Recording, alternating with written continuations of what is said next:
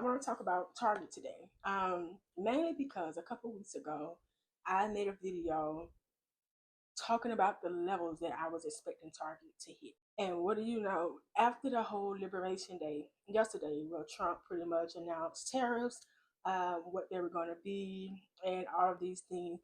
One of the biggest things that you have to really pay attention to when it comes to that tariff talk, these trade wars, is what companies will suffer the most. What companies will take the biggest hits from tariffs, from those things being put in place. You know, whether it's the stock come crashing down because of so much uncertainty, or potential price increases, revenue probably decreasing because of those increase in prices, all of those things. Who are some people that will see the biggest hit? Now, Target was not exactly at the top of my list for people who would see the biggest hit from tariff. My biggest thing with Target was the boycotts, and the fact that in that video I said that Target is nearing a level it has not been in 5 years.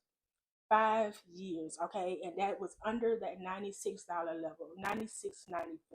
That was during the pandemic when Target was that low.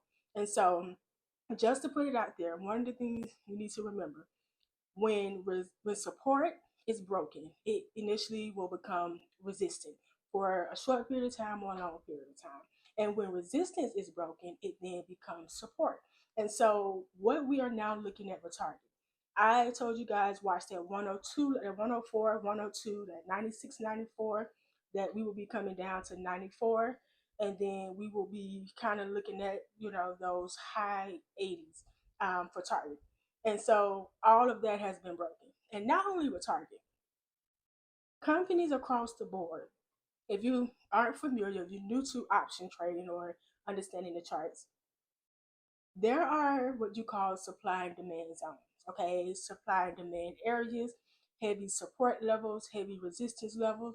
Well, the way the market came crashing down after the market closed when Trump announced those tariffs, every support level at the bottom was broken for plenty of companies. I mean, across every sector. The supply and demand zones were what we were watching for, were all broken. So we're having to kind of go further at the bottom to see where these other support levels are. So before you jump into any calls because the market is on sale, be gentle, because with the talk of tariffs, with the talk of trade wars taking place, these companies can continue to come down, and we don't quite know when the bleeding will stop. So you think we're reaching a support, you think we're about to bounce, and it breaks whatever level you have, and it just keeps coming on down. So back to Target. So I am here looking at, I have the 5 minute, I have the 1 day, and then I have the 1 hour up on Target. Now, because that 96, 94 level broke, I told you guys after that we'd be looking at the $94 level and then the higher 80s. So as of today, it broke the 96 level and it came down to $93 even. It bounced and it pushed back up to, that is what, around 95.76, and then it came back down. So what's going to take place here? As a matter of fact, it's creating a cup, and if I'm not mistaken, we might be looking at a cup and handle. And what a cup and handle is, it's a cup, the handle, and then it has the potential to push back up. But that does not mean it's going to just go on this massive bull run. It could just be pushing back up to that 96, 94 level, and that 96, 94 may act as a heavy resistance level for Target now, since it's no longer a support level that it has been for the last 5 years. And so with that taking place, that gives you that general guide to say, okay, we push back up to 96, 94. If it can't get back over that, then we're probably going to be coming back down to retest 94, and then we're going to retest 93. Now, if it breaks 93, let's see, let's take this up to, let's go to this 1 hour time frame. If it breaks that $93 level, we have, I want to say from 93, that high 80, let's see, 84.50 is what I'm looking at. So generally I have 84.50 and then 84.17, okay, as where we will probably be coming back down next with Target. Those are just two general high 80 targets that I'm looking at. And then it keeps bringing this weight on down, then we could be looking at the mid 80s and then the low 80s if it continues to fall. And with the way that the boycotts are going, not only that, Target has pretty much said that they're seeing the lowest foot traffic that they have ever seen. Um, and then, too, Target is really operating in desperation. At least that's how I see it. I have never in all my time that I've been on TikTok seen a Target ad. Target is pushing ads crazy. And not only that, they done cut the comments off on their ads because people were in those comments reminding people about the boycott. So they let me go ahead and cut that off so people aren't being reminded. With Target, the girlies are out shopping in Target. They're creating content for Target. The men as well. Target finds, unboxing, shoppings, all of that stuff. All of that shit has died down now that the boycotting has taken place. And so people are not shopping there. They're not creating content. So now Target got to do something that they initially really have never had to do, which was really push ads on TikTok because the TikTok girlies are not creating their content for them anymore. The men who were doing it as well are not creating content for them anymore. And so that heavy push on ads is really kind of showing their desperation to continue getting people back in the stores as well as the BOGO. If you go to their website or to their app, BOGO sales crazy. I think they had a buy one get one free couch up in there. Like they literally pushing BOGO like crazy. This just goes to show you that they are in some sort of crisis, revenue wise and foot traffic wise. And this is something that Target is not exactly used to because we prefer Target over Walmart.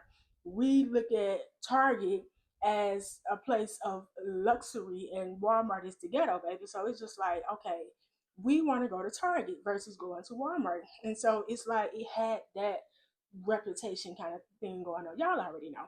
And so it's like now people are not going in.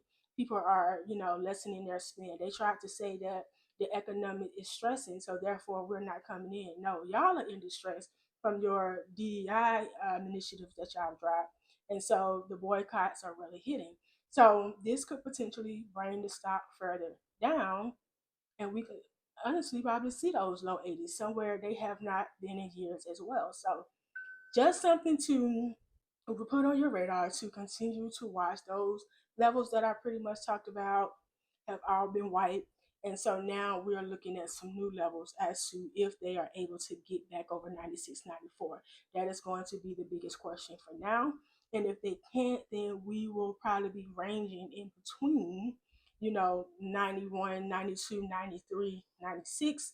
And then if that 93 goes under that 93 gets broken, then we start pushing back down to those 80s. So I wanted to just kind of really put that on your radar. I was in a put. I got into a put with a June expiration when I dropped that video some weeks back, and I just exited that play with a 500 plus percent return on that. Amazing place. It was simple and it was expected. Not so soon, but it was definitely expected. So I was already ready for this thing to come down. And I went ahead and got out at 93. It was like 93.50 is when I got out when it bounced at that 93 and started pushing back up a little bit. I came on out of that place. So keep it on your radar. Keep those levels on your radar. Watch for any bounces at that 96, 94 level because you can definitely expect some there considering um, that was a heavy support. And so it may be hard for them to get back over it. Really redeem themselves to go back onto any type of bull run is really going to have to get back over 96, 94. So 96, 94, if it bounces 94 area, 93 even, and if it breaks 93, I'm looking at 85 as that next target and then further on down. So you will have those to kind of use as a new support and resistance level. And we're going to have to kind of probably let it lead into next week to see where those really heavy demand zones will be.